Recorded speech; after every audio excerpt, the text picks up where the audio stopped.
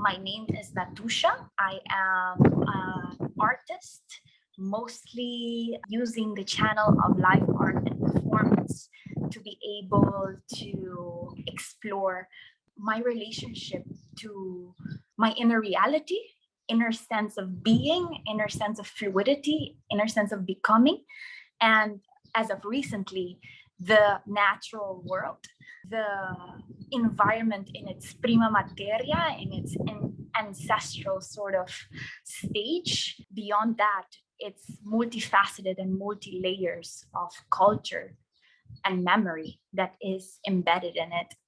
And I'm identifying more and more through my practice, which is why I'm actually here. I came back to be able to practice Caricia, which is a methodology that I developed throughout my studies. I feel it as a creativity is a force that is deep-seated within everybody. The ability to exercise it, however, is dependent a lot upon the circumstances, upon where they were born into existence, and also DNA. I think DNA matters a lot when it comes to creativity.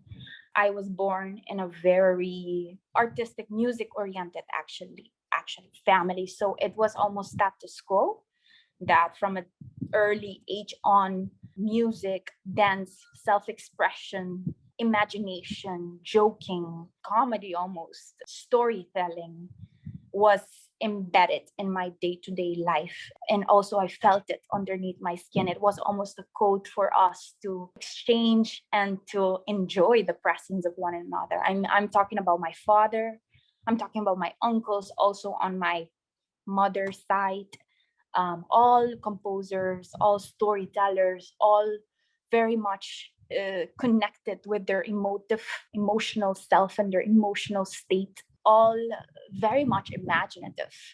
And I think the colorful landscape that I was born into, and the privilege as well, of Aruba was so to understand a little bit of creativity from my own angle. I think that's all is how I can understand it from. My goals are a moving target, shifting back and forward, adjusting itself. So I'm not really a linear entity.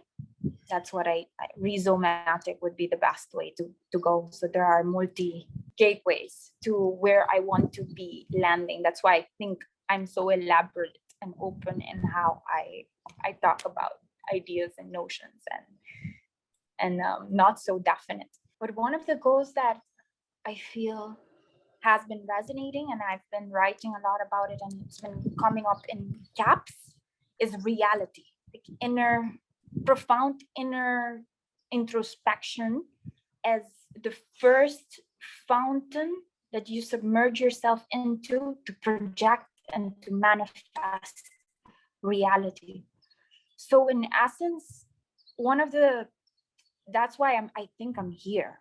Like yesterday, I was talking to a friend and I was telling her that I love that I'm facilitating the practice more rather than just using the practice to create art.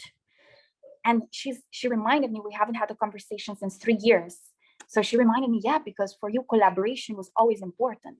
So for me, it was always important to be able to activate that creative insightfulness, or that whole in-depth experience of who you are as a creative being, to empower that, to be able to look for a certain synergy to manifest a new reality.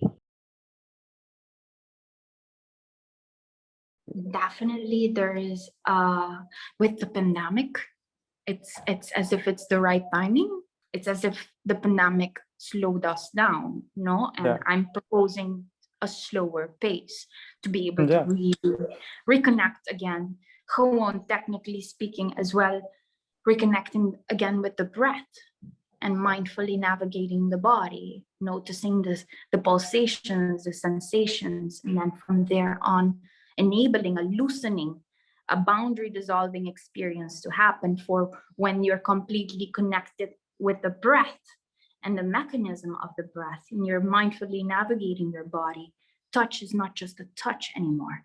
It's imbued with intention, with affirmation, with creative force. So yes, very baby steps, very humble and very vulnerable. A lot of people tell me they're so scared. It takes courage to do this, to disarm yourself, to return to that state zero. It has a very much a childlike quality to it, now returning to that open state of non-prejudice and non-inhibitions, but in a very slow and delicate and softly spoken manner. I do feel the appreciation